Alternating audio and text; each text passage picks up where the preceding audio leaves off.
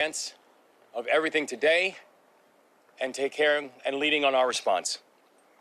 And I want to thank everyone who has been part of the response, from the private sector to the public sector, to the armed forces, to philanthropy, to all parts of society, and all of those who have offered prayers from all over the world.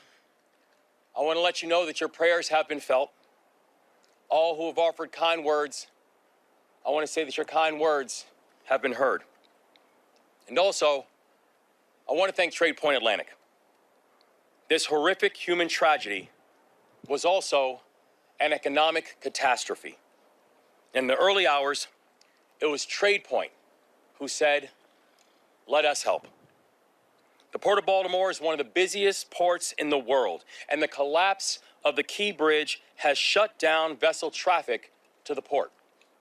Trade Point Atlantic immediately began mobilizing and accepting some cargo ships from vessels that were bound from the Port of Baltimore, immediately began preparing for those arrivals, and they accepted their first shipment of cargo bound for the port just yesterday.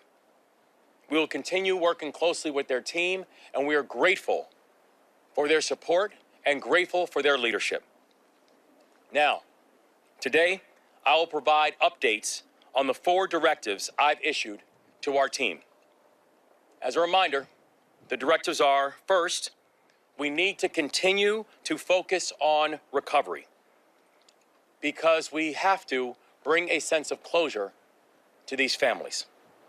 Second, we need to clear the channel and open the vessel traffic to the port because the health of the Maryland economy and the national economy depend on it.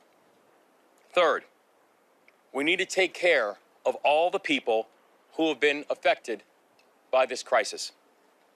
That means the families, that means the workers, that means the businesses, that means the first responders, that means everybody. And fourth, we need to and we will rebuild the Key Bridge. So first, on our recovery efforts. As I mentioned yesterday, we need to do more work clearing the channel to move forward. This is a remarkably complex operation, and our focus needs to be on unity of command and unity of effort.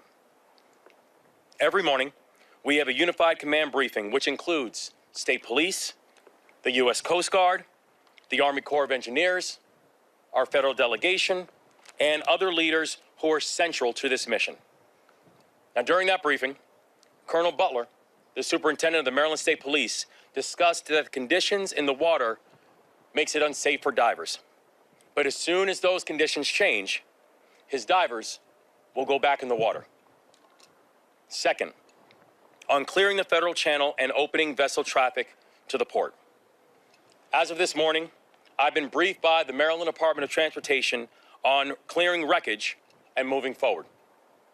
Our team went out with the Coast Guard just a few hours ago, including the Coast Guard Commandant, to survey the damage, to see the wreckage up close, to see a freight that is nearly the size of the Eiffel Tower, and to see that same freight with the Key Bridge resting on top of it, to see shipping containers that were ripped in half as if they were paper mache, to know that out there you have to navigate high winds and electric wires.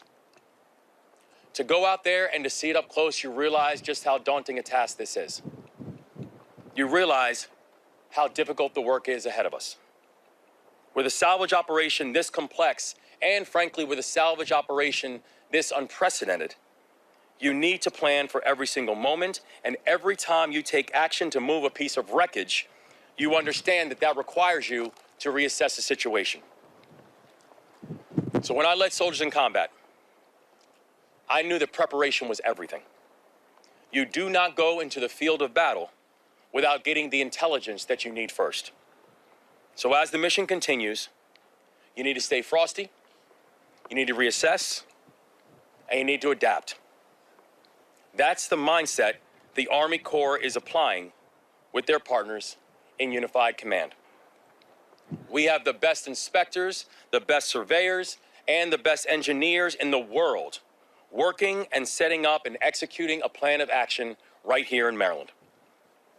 And I've been informed by the U.S. Navy that they are supplying us with 4 heavy lift cranes.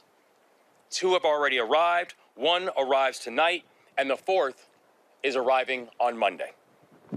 One of the cranes is called the Chesapeake 1000, and it can lift about 1,000 tons. But the big part, and one of the challenges, is that the Key Bridge, which sits on top of the vessel right now, that weight is somewhere between 3,000 and 4,000 tons. So our team needs to cut that truss into sections in a safe, in a responsible, and in an efficient way before it can lift those pieces out of the water. This crane that we're looking at is massive. The thing we also know is this: so is the challenge ahead of us. So in the coming weeks, we expect to have the following entities inside of the water: 7 floating cranes, 10 tugs, 9 barges, 8 salvage vessels, and 5 Coast Guard boats. I've said it before, I will say it again, and I will keep on saying it. This is not just about Maryland. This mission is not just about Maryland. And what we're talking about today is not just about Maryland's economy. This is about the nation's economy. The port handles more cars and more farm equipment than any other port in this country. At least 8,000 workers on the docks have jobs that have been directly impacted by this collapse. Our economy depends on the Port of Baltimore, and the Port of Baltimore depends on vessel traffic. Maryland's economy and Maryland's workers rely on us to move quickly. But that's not just Maryland. The nation's economy and the nation's workers are requiring us to move quickly. Third, on taking care of our people. I want to talk a little bit about the work that we're doing with the Maryland legislature.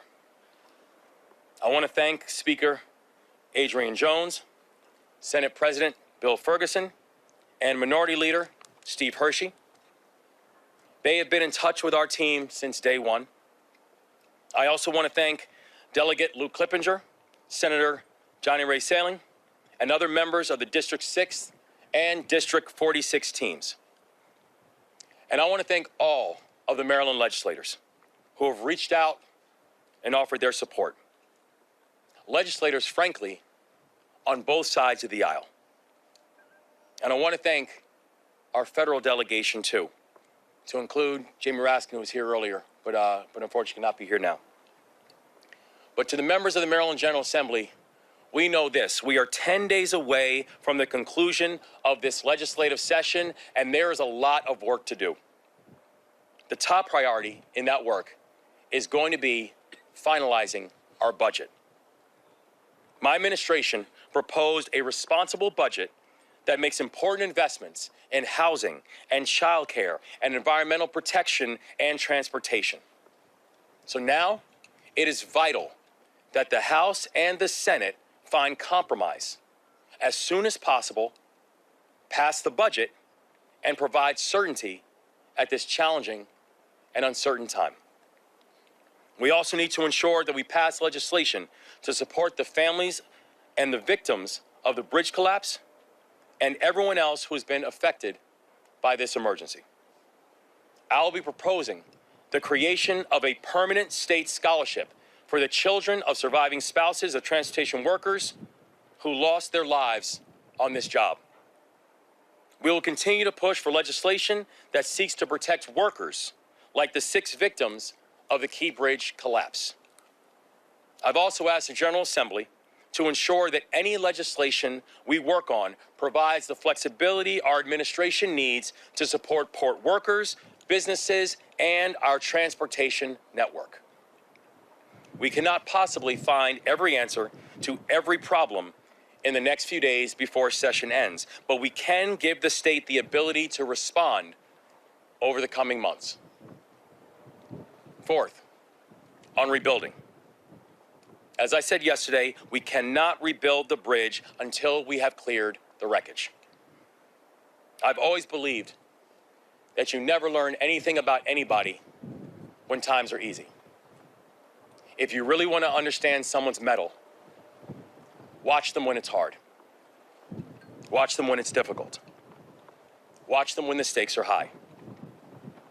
Well, that time is now, and we are going to rise to meet this moment.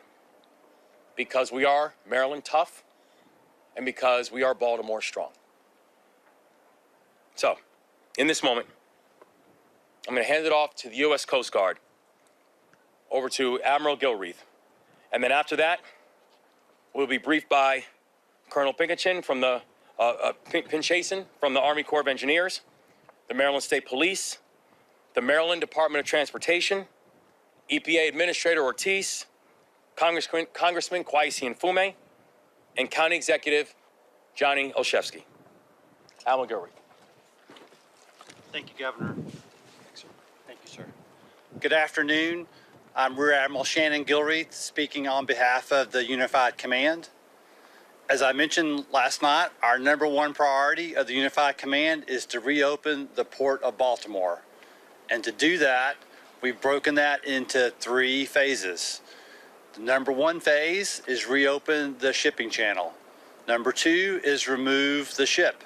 And #3 is to remove the debris from the bridge from the rest of the waterway. We're beginning to make progress on those phases.